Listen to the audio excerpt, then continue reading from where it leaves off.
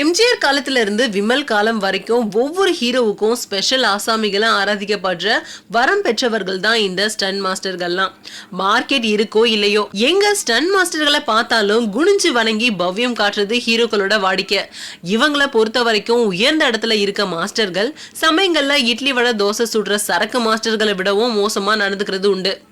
மோசமா நடந்துகிட்டாரா இல்ல ஒரு சேஞ்ச் இருக்கட்டும் அப்படின்னு நினைச்சாங்களா தெரியாது. அஜித்தோட முந்தைய படங்கள் சிலத்துல பிரமாதமா ஒர்க் பண்ண ஃபைட் மாஸ்டர் சில்வா AK-57ல இல்லையா, இவருக்கு பதிலா கணேஷ் அப்படின்ற ஸ்டன் மாஸ்டர் நியமிச்சிருக்காங்களாம்.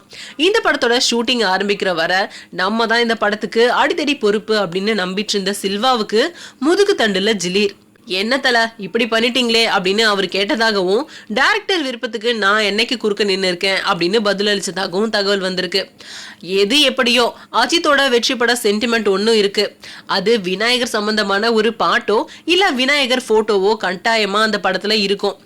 இந்த படத்துல விநாயகருக்கு அவரோட பெயர் கொண்ட கணேஷ் ஸ்டன் மாஸ்டர் ஆயிருக்காரு. சொடக்கு போட்டாலும் அதுலயும் ஒரு சென்டிமெண்ட் முக்கியம் அமைச்சரே.